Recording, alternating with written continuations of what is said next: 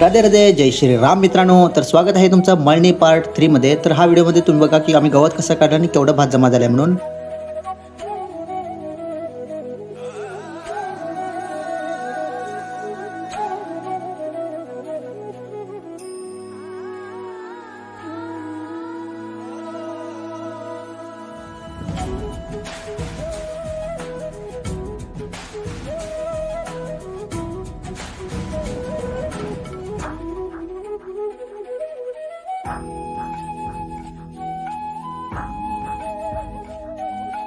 तर मित्रांनो सगळं गवत काढून झाल्यानंतर एवढं भात जमा झालेलं. त्यानंतर होतो आमचा टी ब्रेक म्हणजे चिरमुऱ्या, खारा चिरमुरा ब्रेक. आणि मित्रांनो कोणी पण चिरमुऱ्या खाऊन पाणी पिऊ नका, नाही तर फाळका सुटतो मागचा. तर मित्रांनो आजचा दिवस मी खूप एन्जॉय केला, मस्त मजा केली. आईला केवढं काम लावलं आईला घेऊन कंबारडाने मान भरून गेली.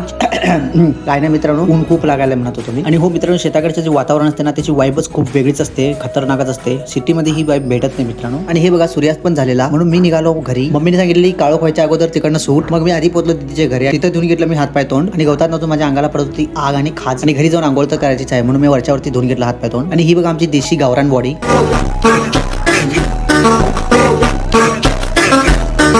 त्यानंतर मी पोचलो घरी. आणि घरी बघतो तर काय वहिनीने पुजवलेला गुरुवार म्हणून पूजा चालू होती. दादा पाठण करत होता पुस्तकचं. हंड्यावरचे झाकण काढले, आता पाहते तर काय हंड्यात धन नव्हतेच, होते फक्त कोळसे. महालक्ष्मीच्या अवकृपेने हंड्यातल्या धनाचे कोळसे झाले होते. चला तर मग मित्रांनो, ह्या व्लॉग मध्ये एवढंच आहे. भेटूया नेक्स्ट व्लॉग मध्ये. व्हिडिओ आवडल्यास लाईक, कमेंट, शेअर करायला विसरू नका. आणि असे भन्नाट व्हिडिओ पाहण्यासाठी चॅनलला सबस्क्राईब करायला विसरू नका. राधे राधे.